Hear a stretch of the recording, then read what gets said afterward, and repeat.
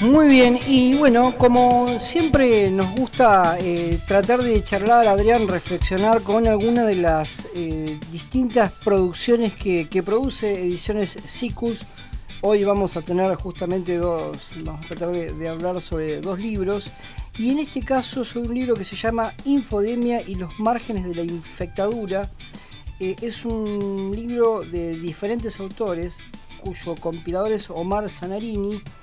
Él es licenciado en Ciencias de la Comunicación por la UBA, trabajador docente e investigador de la Universidad de Buenos Aires y de la Universidad de Avellaneda. Tema más que importante porque tiene que ver con el funcionamiento de los medios de comunicación en estos tiempos digitales y no tan digitales también. ¿Cómo estás, Omar? Gracias por la comunicación acá con Mar del Plata.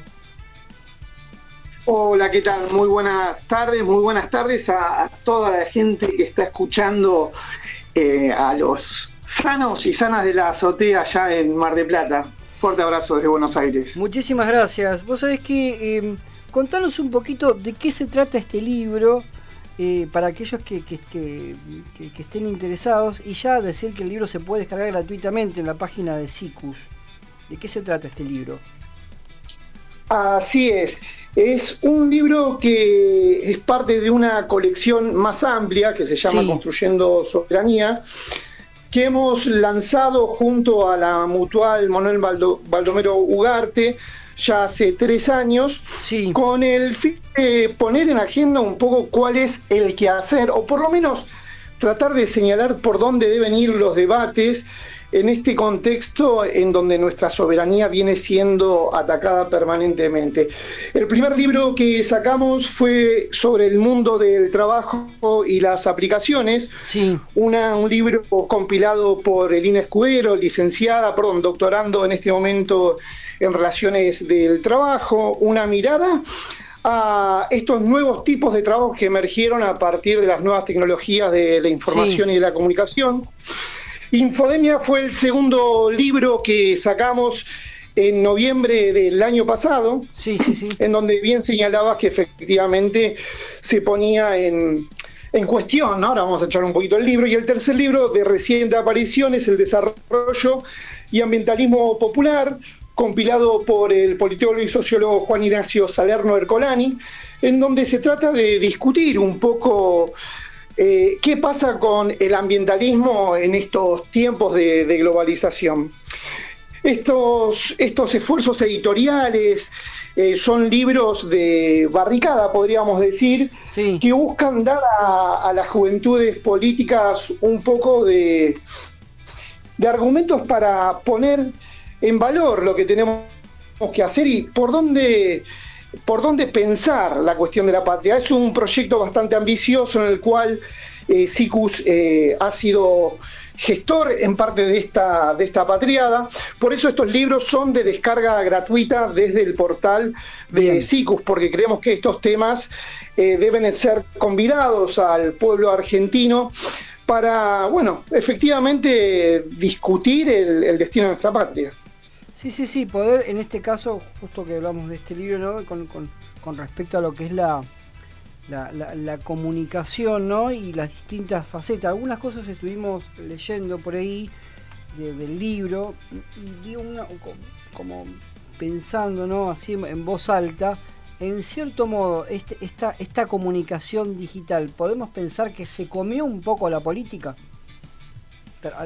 Yo creo que estamos por ahí, ¿no? Un poquito, el libro trata de indagar en eso. ¿Qué pasa con el ágora de la política? Si entendemos el ágora como ese espacio, como esa arena en donde se debate lo público, sin lugar a duda, en estos últimos 8 años ha habido un viraje muy fuerte hacia las redes sociales, siendo hoy ex Twitter, uno de los lugares en donde principalmente se dirime la agenda política, siendo esto leído también por quien hoy es el presidente de la Nación, quien se afirma en ese terreno para interpretar desde otro lugar lo político, porque también acá hay que hacer una distinción. Una cosa es la política, entendido como aquella práctica empírica, para ponernos un poquito académicos, y lo otro es lo político, digamos, ese ese paraguas ideológico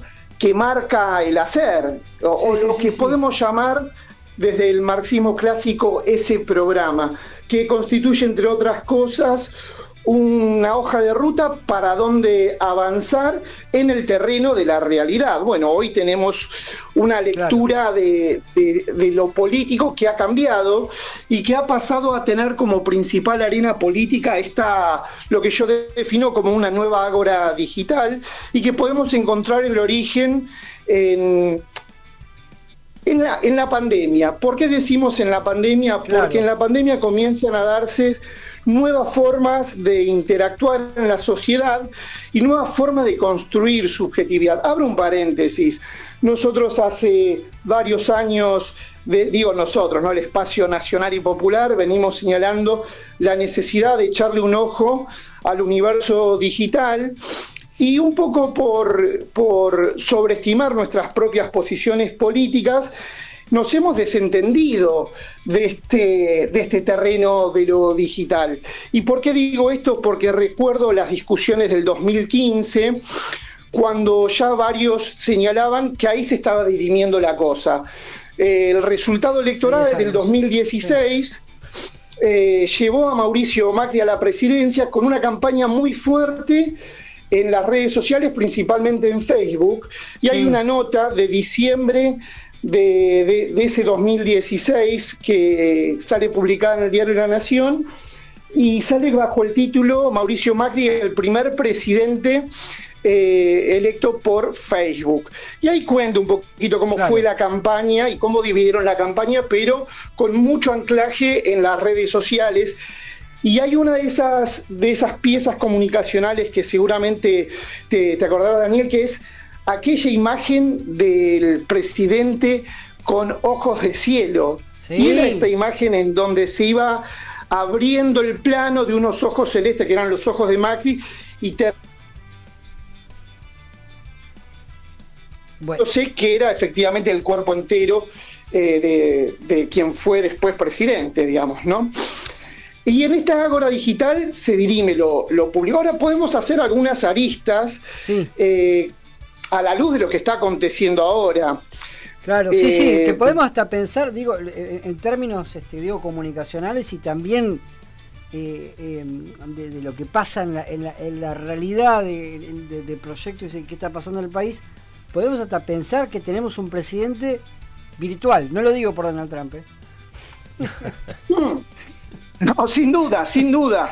Incluso hace muy poquito tiempo, cuando estalló el escándalo de Karina y el 3%, salió una nota en donde el presidente dijo, ahora me voy a poner al frente de la política, y todos los cagatintas, que exactamente, como que él estaba para otra cosa, para las grandes ideas, para pensar la cuestión teórica, y dejaba el armado de la política local a su gabinete. De hecho, ha estado más de 3 meses viajando en este año y medio, digo 3 meses enteros, ¿no? Por la cantidad de viajes que ha hecho al exterior.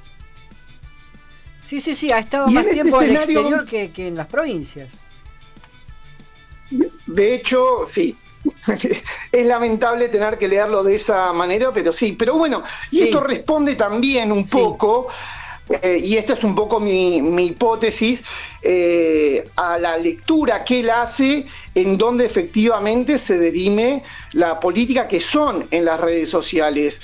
Hay más de una entrevista en donde él señala la cantidad de impresiones que tienen sus tweets. Las impresiones, para que la oyentada comprenda, es la cantidad de personas que entraron al ver el tweet. Y él se jactaba de eso. Sin embargo, lo que hemos visto a partir de lo que fue la campaña electoral de las primeras elecciones de este año, hemos visto que, tal como cuentan muchos de los análisis y de los analistas de redes en este momento, el poder que ha tenido las fuerzas del cielo, entendiendo esto como su grupo de tareas digital, es absoluto, porque en estos últimos 2 meses, 3 meses desde que aparece el escándalo de Karina y el 3%, han perdido la batalla en esa arena digital precisamente por el apagón digital que los seguidores y los trolls de Javier Milei han llevado adelante por estar en desacuerdo en cómo se dio el armado de listas de La Libertad Avanza, principalmente en la provincia de Buenos Aires. ¿Y por qué digo los informes estos que analizan, entre ellos Ad Hoc, que es una de las consultoras que analiza esta esfera digital, señalan que más del 50% de los contenidos que circulan en la red digital X son construidos y armados y diseñados por inteligencias artificiales o por lo que se denominan como bots, lo cual nos habla efectivamente, y podríamos llegar hasta decir, es un presidente de la virtualidad. Omar, y vos sabés que con el libro, el libro que ustedes, que profundiza en todo lo que es la infodemia y esa concepción que salió de la infectadura, que vos decís, bueno, esto tiene un origen que venía de más atrás, sobre todo con la pandemia. ¿Con qué se puede encontrar aquel que quiera leer el libro en relación a estos temas, no?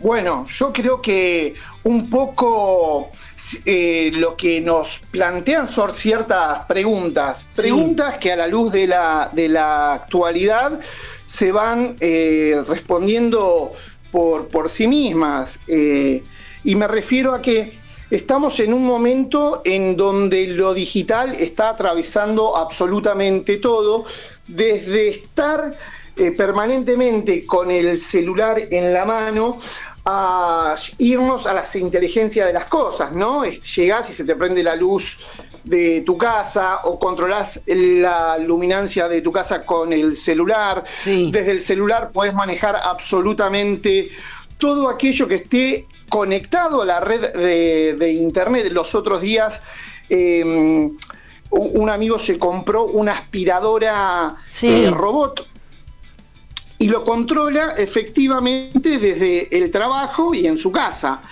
Perdón, y la máquina está en su casa. Y uno dice, bueno, esto parece sacado de una película de ciencia ficción. Está sucediendo. Un poco lo que... Yo te cuento un poquito, Daniel. Yo trabajo mucho el tema de la comunicación política en el marco de las nuevas tecnologías. Y lo que nosotros sacamos con Infodemia, sí, un poco, si quiere, un ensayo de lo que se va corroborando hoy. Y es que el universo digital lo está absorbiendo todo. ¿A qué me refiero con esto? Que no hay experiencia directa que no esté mediada por el aparato digital, al punto que hoy ya las noticias no son los hechos noticiosos como los aprendí, o los acontecimientos como lo aprendimos quienes estudiamos periodismo. Hoy las noticias pasan por la reacción de fulano o de mengano respecto a su interacción en la red social. Entonces ya la noticia dejó de ser el choque, sino pasó a ser los comentarios de los usuarios de las redes respecto a ese choque. Y así nos podemos ir yendo y observando distintas agendas que, como antes sucedía en algún punto con la televisión, que trataba de invadir los distintos universos sociales. ¿A qué me refiero con esto? El periodista o ese panel de periodistas señalando quién es el culpable o no de una causa judicial. Bueno, eso pasó a ser sustituido, no del todo, pero sí por esta nueva esfera digital, o esta nueva ágora digital. Una salvedad, decía el general Perón, no hay órgano más sensible que el bolsillo, con lo cual ahí volvemos, realidad mata algoritmo. No obstante, dirían, PUR se mueve y sin embargo se mueve. ¿Y por qué decimos esto? Porque lo que estamos observando desde la comunicación política es que permanentemente se van generando disonancias cognitivas, una palabra, un concepto que viene del cognitivismo, que es una rama, si se quiere, de la psicología, y de que nos habla... Que también a veces se la denomina también distorsiones cognitivas, ¿no? Van de la mano, sí. Sí. La disonancia es una tensión que se genera en el marco de creencias y expectativas que se contradicen. Claro. ¿Cómo funciona esto? Esto funciona con los razonamientos abductivos, digamos, ¿no? ¿Qué sería esto? Y es el condicionamiento de los sujetos a partir de la construcción de narrativas que reafirman sesgos ya o prejuicios, para que se entienda. Claro. Y esto se da en el marco de, uno es, ¿dónde tuvimos una disonancia cognitiva? El campo popular, con la foto de Alberto Fernández en la Quinta de Olivos, que mientras se morían nuestros compatriotas, Alberto estaba celebrando un cumpleaños, cuando deberíamos haber estado todos aislados y principalmente el presidente. Digo, ahí tenemos una disonancia cognitiva que a nuestro campo nos generó una tensión insoportable. La tensión, en cambio, viene a cuenta cuando hay un malestar que se produce, pero que sin embargo no lo tenemos resuelto porque no aparece como una contradicción. Podemos restablecer cierto equilibrio cognitivo a partir ya de corrernos de su lugar. Con la disonancia, que esto es una de las hipótesis que yo trabajo, tiene que ver con generar a nivel poblacional este tipo de contradicciones. Vamos de vuelta, realidad mata relato. Sí, y por ahí buscar estos tipos de mecanismos para que, se acepte la realidad aún ante tantas medidas que realmente creo que en otro momento quizá cultural, yo no sé si hubiéramos aceptado, ¿no? Adrián, no sé cómo lo sé. Sí, estoy escuchando acá claramente y creo que también, ¿qué tal? Buenas tardes, Omar, te habla Adrián. Y te quería hacer una pregunta también vinculándolo con esto, ¿no? Acerca de, por ahí a veces, la manipulación virtual, ¿no? Y cuando hablabas de esto, ¿no? De cómo se tergiversa o se genera un relato nuevo a partir de eso, cuando hablabas del informe de Macri y todo cómo llegó a la presidencia, y digo, ¿en qué nos quedamos también nosotros, ¿no? Como sociedad, en no defender por ahí la agencia Telam, ¿no? Que ahora, por ejemplo, uno, si no es por las redes sociales, no se entera de nada de lo que está pasando en el interior, en el lugar más recóndito del país, donde por ahí aparece un vaciamiento de la Patagonia. Digo, ¿qué pasó como legalmente como para que nosotros nos hayamos quedado dormidos en el desmantelamiento de Telam, ¿no? Telam, Arsat, digamos, todas aquellas empresas nacionales. Yo creo que hubo una construcción de una narrativa al mejor modelo de la tortura japonesa, ¿viste? Por goteo. Claro. Te fueron instalando, y ahí lo encontramos nuevamente, el origen en la pandemia, una narrativa que sustituye esta idea del Estado benefactor, el Estado protector, en donde el Estado te oprime. Por eso digo, de la infectadura no se salió, se instaló ese relato y se reforzó esa narrativa con la foto de Alberto Fernández. ¿Qué sucedió? Y la verdad que no lo sé. Yo soy de los que dicen que el pueblo no se equivoca y que tiene que ver precisamente con esta pregunta que me haces. Si al pueblo no se lo conduce, lleva a tomar decisiones por las cuales cree realmente que está haciendo lo correcto. A ver, el gobierno de Mauricio Macri fue un desastre. Pensemos en un pibe que votó por primera vez en el 2016. Con 16 años, en 2015, perdón, con 16 años. Votó la opción de Macri. Macri no le resolvió la cosa, al contrario, se le empeoró.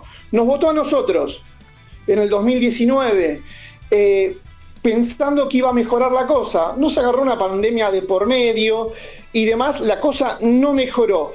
Y apareció esta figura que emerge como fenómeno mediático, como fenómeno de las redes, y dice: para que vos estés, como Macri dijo en su momento, para que vos estés bien, porque te están retando todo el tiempo por cadena nacional, me tenés que votar a mí porque a vos te están imponiendo esto, la inflación del 1,2%, me tenés que votar a mí. Milei dijo lo mismo. Milei dijo, para que vos estés bien hay que hacer mierda todo. Se apropió de un discurso propio que provenía de las izquierdas, de este discurso de romper con las castas, y se acompañó ese muchacho que otrora tenía 16 años, tenía 26 años, pasaron casi 10 años,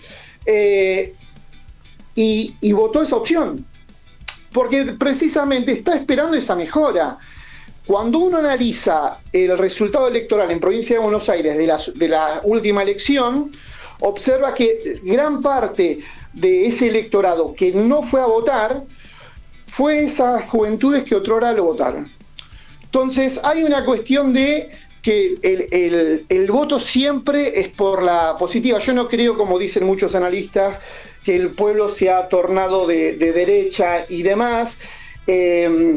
No reniego tampoco de los estudios de quienes escriben como Giuliano D'Ampoli, los ingenieros del caos, sí, sino que ellos analizan una realidad que es totalmente parecida a la nuestra por cómo se construyen los personajes, pero tenemos una sociedad totalmente distinta a la europea. Claro. Nosotros venimos y estamos inmersos en una sociedad semicolonial, en donde la cuestión de la democracia es una cuestión de la formalidad. No obstante, la relación, ¿cómo decirlo sin quedar setentista? Pero hay una relación de dependencia tal que la figura del presidente, salvo que venga de nuestro campo, no es más que un recambio de figura dentro del mismo sistema que no hace más que profundizar una forma económica que excluye a las grandes mayorías. Y estamos hablando de propuestas y modelos económicos que no creen en la justicia social, que no creen en el Estado benefactor, que no creen en un Estado presente y que se piensa a sí misma como parte de esa clase dirigente, pero no de la Argentina, sino del extranjero. Y en este sentido, uno que viene leyendo bastante la historia, se encuentra con que nuestras clases dirigentes o de nuestras élites son nativos, son esos tipos que, habiendo nacido en la Argentina, colaboran con el extranjero a fin de resguardar su microinterés, pero para beneficiar no al conjunto del pueblo argentino, sino al imperialismo. Digo, como para que se entienda un poco esa correa de transmisión, que nuestros nativos, porque son nativos, tienen muy poco de argentinos. Omar, te vamos a agradecer muchísimo por la comunicación con nosotros aquí en Mar del Plata, con Sanos y Sanas de la Azotea. Volvemos a nombrar tu libro Infodemia y los márgenes de la infectadura, de Omar Zanarini. Eres licenciado en Ciencias de la Comunicación por la UBA. Este libro editado por Cicus, que ahí entran en ediciones Cicus por Google, Infodemia y los márgenes de la infectadura, y van a poder encontrarse con este libro. Muchísimas gracias por la comunicación y poder compartir algunas reflexiones del libro y también relacionarlo con este momento actual que estamos atravesando y viviendo. Gracias. Muchísimas gracias, Omar, Muchas gracias. Por la comunicación.